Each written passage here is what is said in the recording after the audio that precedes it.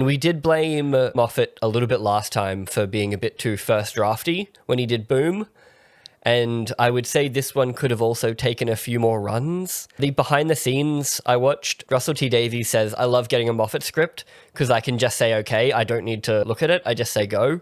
And I think it would have been better if maybe someone took a second look at it. To you, did the sets look fine or did they seem fakey to you? Yeah, the sets look great. I was actually going to bring up that, yeah, I think the sets were some of the best thing. Like the interior of the hotel looked really clean and nice. Like the show with the new budget continues to look great, which just unfortunately makes you look at the writing a bit harder every single time. It wasn't bad. I think I liked it more than you, but...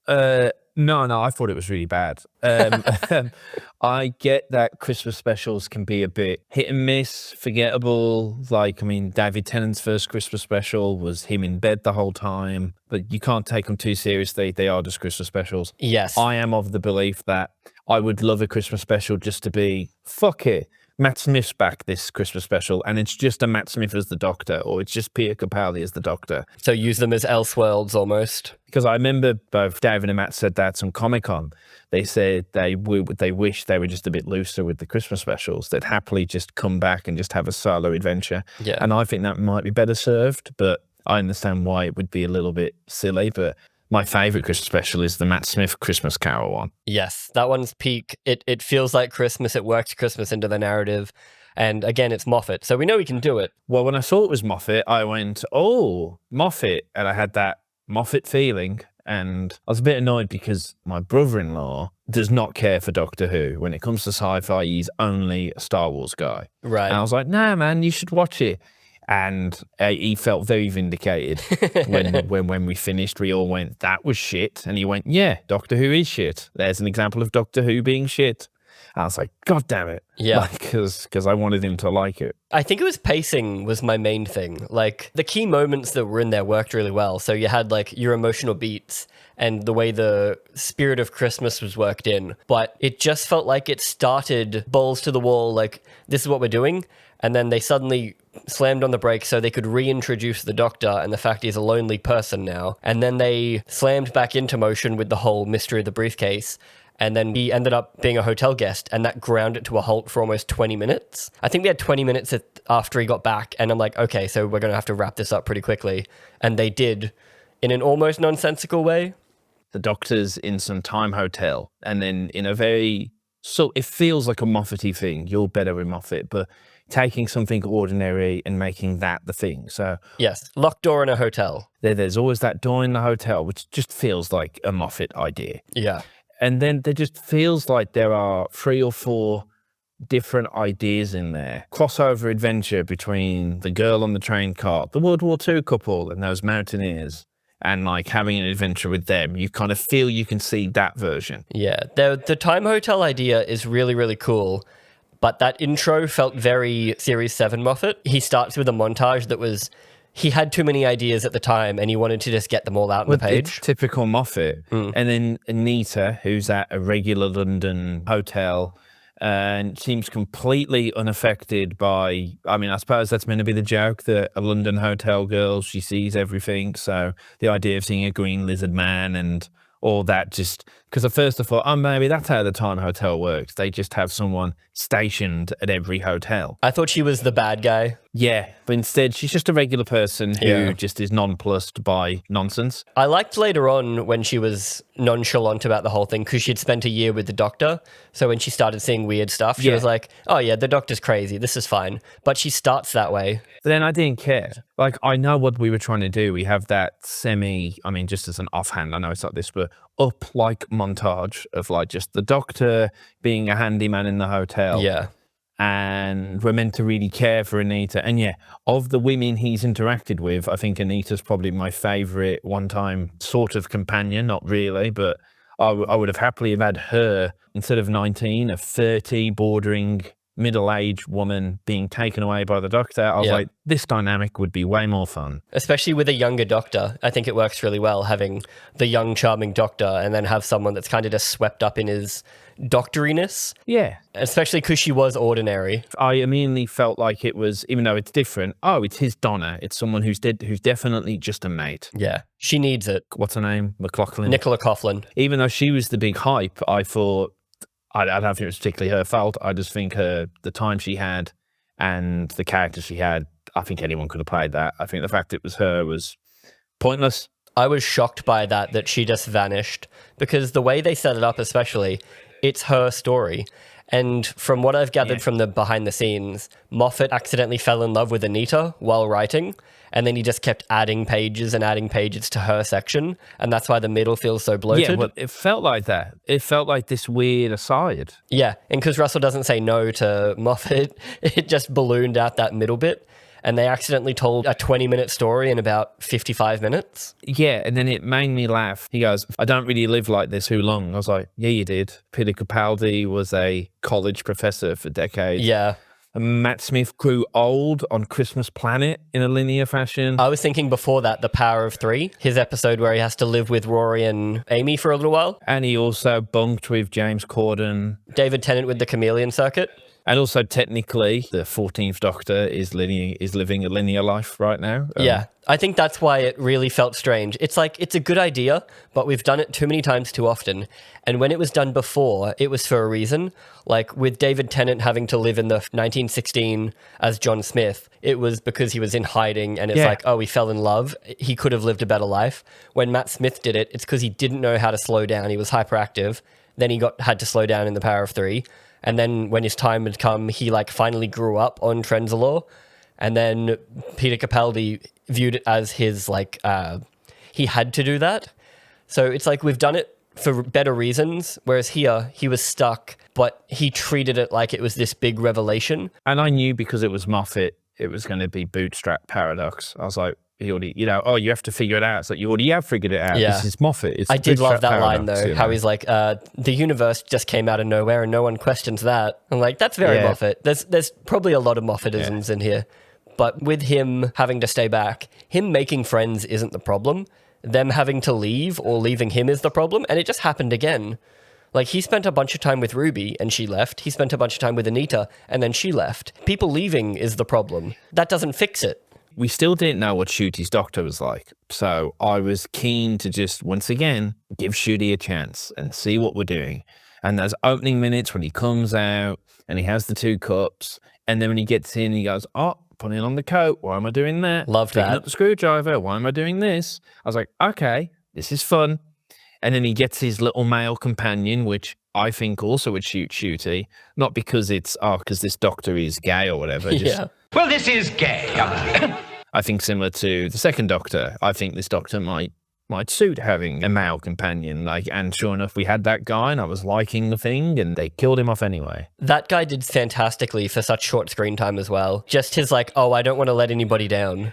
He crops up every now and again. He plays Daenerys' husband in Game of Thrones, and he's also the postman in Paddington 2. Oh, he is too. So whenever he crops up, I'm like, hey, it's that guy, because I always think he does a good job whenever he crops up. Just the few lines of, I promise I won't let you down. This will be the least I've ever let anybody down. I'm like, oh, this poor man. He got me immediately. And there's the fun line with the whole, your order is 30 minutes, the kitchen's 30 minutes later. Oh, it's microwaved. Oh, well, you can't expect miracles. Yeah, that's another Moffatism, and that's why I love him. His one-liners are fantastic. Speaking of your order has started cooking 30 minutes beforehand, the idea of a time hotel is so clever, and I'm shocked we've never done it before. Like, that many time zones sitting next to each other. And if anything, it was underutilized because he spent most of the time somewhere else he spent most of his time in Sandringham Hotel, whereas him using different things from different time periods, like that one section of him getting the rope from one place, using the train to pull it through the other place, was so clever. Yeah. And I wanted the whole episode to be that, where he's mixing and matching timelines because he needs something from here to do something over here. It's like a point-and-click puzzle game. Moffat seems to approach Doctor Who this way, and he's always like, there goes that movie idea. And so once again, you get Time Hotel, which feels like a movie or mini-series idea in on itself. Yeah. And that's the thing with Moffat. He always has incredible ideas. Like, the guy just is an idea machine. He just can't close it. Like, with this, I was worried it was going to be too clever for his own good, which is like what the Dracula miniseries was, where we start off great and then we just get too clever for our own good. And Jekyll, in a slightly, even though I have a soft spot for Jekyll, as I've said before, it gets a bit too clever for its own good by the end. Yeah, it's always the worry about how he's going to close it. And unfortunately, he does fall into that same trap once again, because it's a little sketchy at the end there. Yeah. I ended up wanting more Anita. I thought she was a more interesting character than both Molly and Hope/Joy, because I do think that character was meant to be called Hope at one point. Like, her mum was in Hope Hospital. You need one of the two. And I felt Anita was more interesting. I could see why Moffat maybe ended up doing a bit of extra with her, because that section does feel so out of place. Like, just feels wild, and it kills the pacing. It's just too long. It probably started perfectly. Like, he probably had this really tight script, and then he's like, oh, but what if they hung out more? What about the chairs? And it just got too bulky. If that was the point of the episode, it would have been good. But the point of the episode was elsewhere. And, like, I'm not saying the Doctor needs to have a character arc, particularly when there's been so many seasons of this character, and Moffat has attributed to so many of them. But to have it be, the Doctor's lonely, he just needs a friend. I'm like, isn't that like bargain, basic bitch Doctor Who arc stuff? Yeah, we've done it before. Everyone has done that. Because my headcanon is every time the Doctor regenerates, he's literally a new person.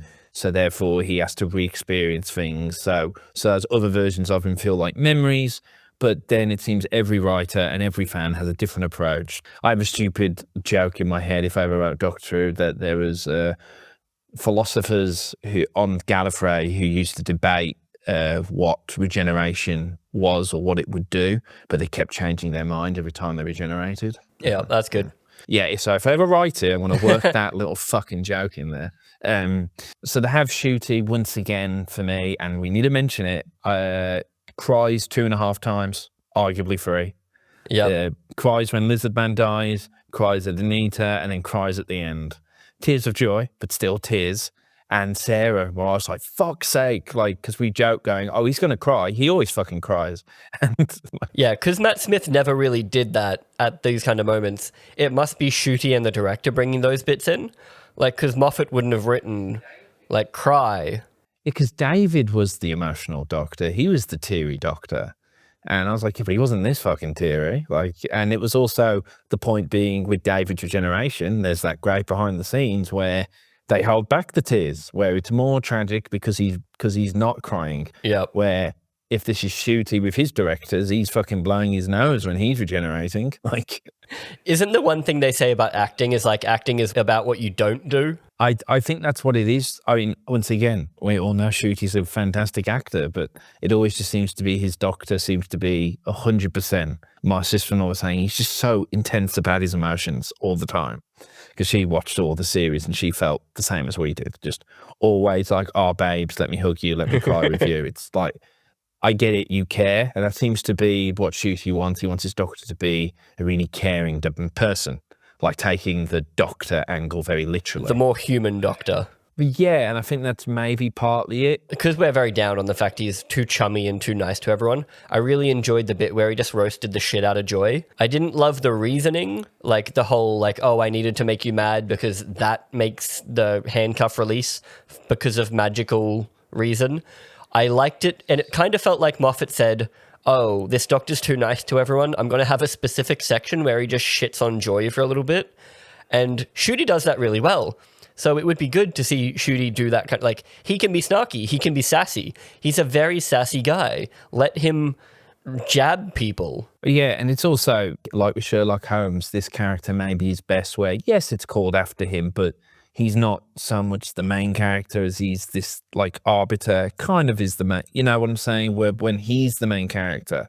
Well, yeah, he can't have an arc because he's so old, so give everyone else the arc. Yeah, because for me, I'm here going, well, surely it should be, well, with Joy, we see her sad little life, then the door opens and the magical man comes in and takes her on an adventure. We're still with Joy, Joy's the main character, and there we are. And even in the David ones, we still have Kylie Minogue's, you know, even though she's not the main character in that, she's still the emotional arc of it. Yeah. I don't know, it just seems to be Stuff that Russell knew what he was doing for 4 seasons. Russell knew how to do this. He just can't seem to do it now with the same people around him. It's really interesting that the same team with more money and more experience somehow just can't get it going again, at least for you and I. Yeah. I hope if they ever do stop Doctor Who, we at least do get Christmas specials in the way that you want them, where it's basically like this Doctor's story that we never saw. Like, that could be really fun. Yeah, well, he doesn't. Yeah, like, don't even worry about canon. Just go, oh, it's Peter Capaldi this time. Who cares? Yeah. Or like, hey, what's her name? Jodie finally gets one because she never got a Christmas special. Yeah, maybe if they're just like extended children in need specials, that could be really fun. Yeah, like whatever. Like, because I was just remembering talking to you just how much is in here. Then there's the whole T-Rex thing. Like when the T-Rex eats the suitcase. Yeah, they did the T-Rex thing. Seemingly because they have budget now. And they basically filmed in a hotel in a couple of sets, and it was pretty quick. But they did it more tastefully than they have done in the past. They don't show the T-Rex too much. It didn't look awful, and we've had awful dinosaurs in Doctor Who, so I was glad about that. But here, when you've got all the budget and all the ideas get thumbs up, I just felt, looking at this script, as we said, that first draft thing of, right, so hang on. We start at the Time Hotel, already seems like a great setting for an episode in of itself. Yeah. And then we go and have a up-like montage with Anita and the Doctor, which then gets kind of sidelined. And then we're back in with this girl, and then we're back doing the Time Out. It just felt like there was this, they had time, so they did it. Yeah. Where, like, you could have easily went, oh, how did you know that? Goes, oh, I just had to wait a year. I'm the Doctor. It doesn't matter. I can sleep a year or whatever. And maybe that was in the original script. But as you said, maybe on a draft, he just went, oh, I'll just write some Anita's scenes because he's a creative person. And I know what that's like to just feel inspiration and write it. But, you know. Yeah, she definitely ends up overshadowing Nicola Coughlan. Big time. Who was good, but Nicola was a vehicle to talk about COVID. Did that come across as too on the nose? Yeah. I've seen some people being like, oh, that's like terrible. But I was like, I think that would really affect people because a lot of people couldn't get into hospitals during COVID. Whether you believe COVID or not, it still kind of like messed up that whole system because like my sister had a baby in the middle of COVID and we couldn't see her for 6 months because of the rules. So I think they actually needed to show Joy following other rules. So we'll be like, oh, she actually is a rule follower. Instead, she kind of just blurts out all of her backstory in a monologue at the end there. I probably would have, if I was being Mr. Script Doctor, would have combined Joy and Anita into one character. That would have been the best option, yes. Like, you can just do this. She's just followed the rules of life. Her mum's gone, so she's just kind of stagnant. She's not moving on because she never got to say goodbye to her mum, so she's just waiting for her. Yeah, and then the Doctor, who is meant to be really good at moving on because he's lost so many companions, he can help her through. He can actually teach her about loss and how to move on, which seems like it would make more sense than him wanting a new friend only to have to say goodbye to yet another person that he's grown a connection with. Yeah, exactly. So the dinosaur eats the suitcase, and then the dinosaur had all passed on to somehow magically ending up in a temple that when you open up the temple thing, there's then staircases that leads up to... I said that. The Bethlehem. Why is the locked part of this shrine lead up stairs? Wouldn't the stairs be elsewhere? It seems like a visual thing where they just thought that would look better, or it was just easier for blocking. It just seems really lame. And then we all laughed because we were all realizing this was pretty shit. Because he referenced, when there was no room at the inn. So there was a little seed that we were talking about Jesus. That did feel out of place. And he goes up there, and I saw the 3 fucking llamas. We all started fucking giggling. And then when it went Bethlehem 0001, and then my Catholic brother-in-law was like, oh, technically Jesus, no, and started saying how it wouldn't have been 001. And me being an atheist going, yeah, right, it wouldn't have been at all. It should have been 0, but still. But I knew the moment she went off into the fucking... I knew it would be that she would be the shooting star the 3 wise men would follow. It's like, I'm not mad about her becoming a star that shoots through the sky. I think it didn't have to be her. I don't know how. It could have just been a star. I was so confused by the McGuffin. It was meant to be that it was going to burn up the earth. I completely zoned out with why she could do what she did. Yeah, let's talk about the McGuffin and the bad guy. We don't have a bad guy yet again. because this is season 1, and just like every other bad guy in season 1, even in Boom, it's Velengard and it's an AI. Like, we're not allowed to have anything, we're not allowed to have bad guys in Doctor Who anymore. We have to have a conglomerate that is just an evil corporation called Velengard, and then they have to use like holograms and robots and time and stuff. I just want a bad guy. Yeah. Give me a bad guy. It's a show going, yeah, fuck evil corporations, made by the BBC and Disney. It's not interesting anymore, and it doesn't give us anything to grab onto, except this case that we then solve way too quickly, because Nicola Coughlan decides she can eat the star, and apparently that's not what was meant to happen. I stopped really giving a shit towards that point. Yeah, it gets so murky. Clara becomes a immortal time traveler. Bill becomes a puddle pilot traveler, yeah. And now this one time becomes a immortal star thing. It's like Moffat and his constant need to raise up. I don't know why it's just a trope he keeps coming back to, is that they're actually super duper special. Yeah, he loves his special girls. And I don't know what the hell was going on with her mum at the end, if she was pulling her mum's soul into the afterlife. I think she killed her mum. Yeah, she killed her mum, sucked her soul out, so that Nicola Coughlan had to be sad for 4 years, but eventually gets to live with her mum forever, which doesn't help with the whole story should have been about moving on. Everything points to the fact that this should have been the Doctor helping Joy move on, and in turn he helps himself move on. But instead, Joy gets to live with her mum in the afterlife forever as a star, across time and Bethlehem, helping everyone. Which is, like, I guess a nice message, but I found myself not attaching to the messages. Like, the sweetness of the episode, the Christmas spirit didn't hit, because with Anita, I was watching these people hang out and I'm like, this is sweet, but like, this isn't really why I'm here right now. Like, you set up other stuff, and now you're like, hey, forget about that. We're doing cutesy stuff for 30 minutes, and then we're going to go back to doing what you want. Well, it's that initial Catherine Tate Christmas special. Why does it work? Because it's David and Catherine bouncing off each other. Then there's a small, who's trying to kill you or who's trying to ruin the wedding. Yeah. But it's really the reason why you love that one. It's those two. It's a companion who is not at all impressed by the Doctor.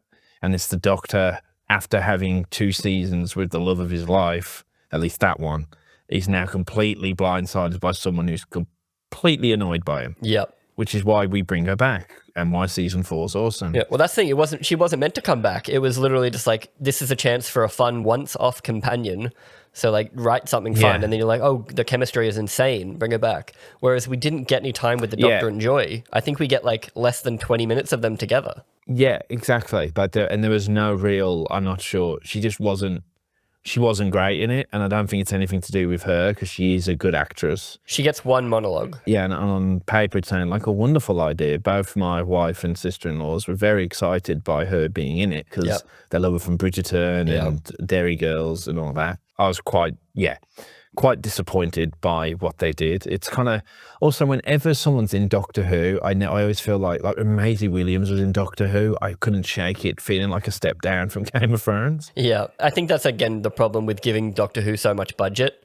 It loses a lot of its charm, because you can't forgive them for anything now. You're not like, don't worry, they didn't have a gazillion dollars, whereas now you're like, oh, they have so much money. Yeah, but then that's the problem, is that maybe if this was the idea in the initial Russell era, like say, instead of the Titanic in space, David stumbles into the Time Hotel, they would have been like, oh, we need to base everything around like the Time Hotel. And we need to, like, only 5 doors work and all of them leave to Essex. Or I don't know, but like... They all lead to a set that is already on the BBC backlot. Whatever shows the BBC has going, we're going to visit those sets. You know, like the Titanic episode is known as being a little bit silly. Like it's very Jesus imagery for the Doctor. It's one of the campiest, for sure. It's literally got a mustache-twirling villain. But it was also the biggest Christmas special in the series history. Oh yeah, you Brits love Kylie Minogue.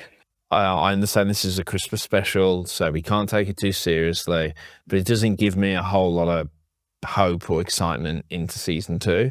Obviously, I want to like season 2, but all the problems I've had since the first episode this time last year when we sat down are still here. Yep, they've continued on. Don't really get Judy just yet. Haven't linked in with him. I'm not liking any companion except Anita.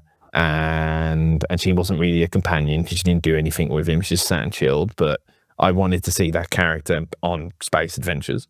And once again, I'm wondering what the hell am I going to do in a few months? Because I saw the preview and I can't tell if that returning actress is playing the same character or not still. I don't know. Because all this was shot before season 1 came out. So they filmed season 1, the Christmas special, and most of season 2 before we even saw Ncuti Gatwa as the Doctor. So they haven't fixed any of the issues. Like, they haven't had feedback. They've just been an internal echo chamber of, this is fantastic, he's so charming. Yeah, and maybe it's one of those things where on the set, everything looks great. Like, I like the little under jacket he had on. I like that yellow. I really like this outfit. It was good. Please just keep wearing this outfit more. Yeah. Like, it is. When he's in that fucking outfit, he looks fucking sick. And once again, I'm waiting for this whole thing to click with me, because I think, as you've just said, if season 2 comes out, and who knows what they measure as a success, but imagine if season 2 comes out and then that's it. Like, who knows? Like, then we go away for a while and Disney just have a backlog of Doctor Who they get to just stream. We'll leave it at that. I want this to be good. That when we return to it in a few months, I'll go in like we have in the past. Not even open-minded, wanting to love it. I want to love this, and I'm trying to give it a chance. When I sat down this morning to watch the episode, I had seen that another Doctor Who YouTuber I follow was like, oh, I cried twice. So I'm glad some people are liking it, and I think it might have been the COVID stuff that did affect him. If this hit for you, I think it could be a really sweet episode. I loved the idea of the time hotel. It's just annoying that the concept was so clever, but the execution, it was mainly pacing again, just bummed me out, being bloated. Well, you can see that version. It's the opening of the time hotel. There's some problems, and it's like, where's that bellboy? And then it turn around, it's the Doctor, and he's undercover at the time hotel trying to figure things out. Yeah. For instance, they never use the ordering from the kitchen half an hour ahead. Like, I feel like there would be a world where he could order number 3,419 off the menu, and then someone says, order 3419, and the Doctor says, thank you, types in that code, and that's the code, because he figured it out half an hour later, sent it back in time, saved himself. It feels like that should be what they're doing. And he could bootstrap that. Like, oh, I ordered 3419 from the kitchen in 3 minutes, and then half an hour ago it rocked up. Like, you could do... He set himself up for that exact thing and then never used it again. We're fairly crave people, and they're extremely crave people. Like, you can just imagine they went, hey, it's the Doctor in the time hotel where every door leads to a different part in Earth's timeline. Yeah. You're like, oh, that's fucking sick. Like, that's awesome. I want to go and play with that idea. Like, that's a playground for them. Like, instead of just one time, they can do anything. Like I said, him grabbing the rope from one timeline and using the Orient Express from the other to pull something was fun. I wanted that to be the whole thing, not Doctor sits in hotel playing board games. Yeah, and I think you just said that. I can't tell someone that they're wrong for having an emotional reaction to a show. Yeah. But if dangling, hey, remember how COVID was tough? And that's enough for you to just be told COVID was tough, wasn't it? I can say, yes, like that's a genuine message and it's true. Obviously, we were in Australia and we were in Queensland. I didn't get a lockdown. I have no trauma from that time. But I know other people, like Melbourne, had it hard and all that. But that still, to me, doesn't stop that this is a bad story. Yeah, it was also kind of a weird jab at Boris Johnson and the Downing Street party, if I'm not mistaken. Well, that's just Russell and Steven anyway. Like, I think overall, as a Christmas special, it wasn't particularly great. I have not that I've ever really had a desire to revisit Christmas specials. But then, even as a faux continuation of this series heading into season 2, I'm not in any better or worse off place. I'm just exactly where I was. Still don't really get what this Doctor's about. Why is he always crying? And I'm tired of feeling like I'm the only one who doesn't get it. Like, I feel like the show thinks that I'm on board, and the show... So I'm still here, like, going, no, I'm still, like, 8 episodes back, still trying to figure out this guy. But you're acting like we're all... Once again, I had the thought, and my wife said, no, I disagree. But I said, I feel like if David was here, maybe he would be able to grab a few more things from these lines and make a bit more sense of it. She went, no, I think this was shit, even if it was David Tennant speaking it. I was like, yeah, maybe. But I think that's what it is that I think Ncuti's character, his Doctor, is too similar to David. I think a pop culture very relatable, always very nice version.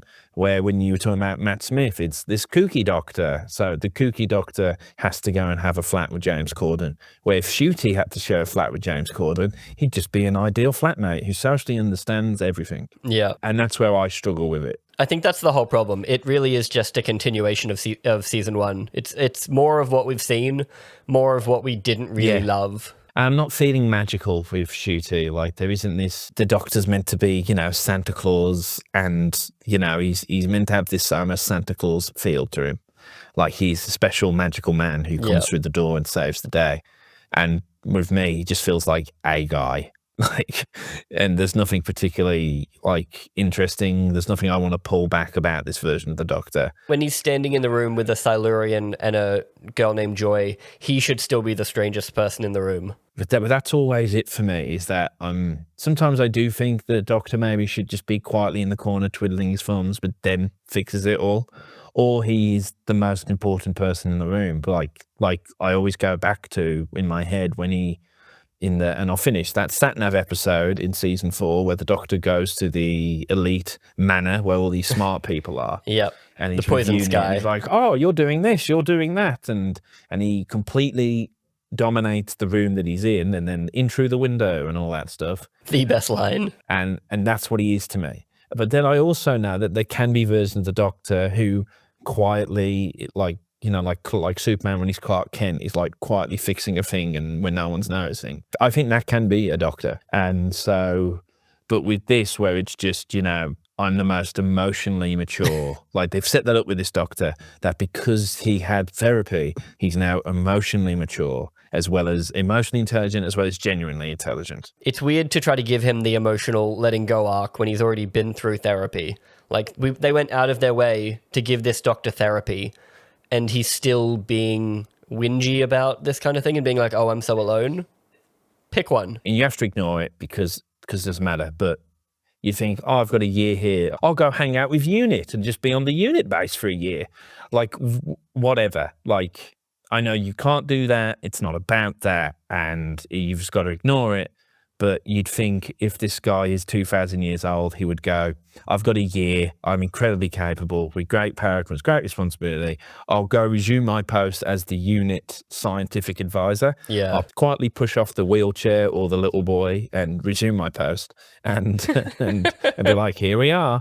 It's me, the UNIT advisor. Well, I mean, they might even have needed him for the War Between the Land and the Sea, the other show they've got going. So I won't be shocked if he makes a little appearance in that and they're like, oh, this is on his year off. Yeah. Who knows? But yeah, more of the same, unfortunately. Christmas at UNIT would be fun. Yep. Thank you for anyone that watched the weird whatever we've got going on here. Steven's in Norway currently. He left me behind here in Australia. I'm in Norway rocking a traveller's beard, even kind of a traveller's jumper. But I'm in a converted hospital. So that's why behind me there's like remnants of a hospital tiles.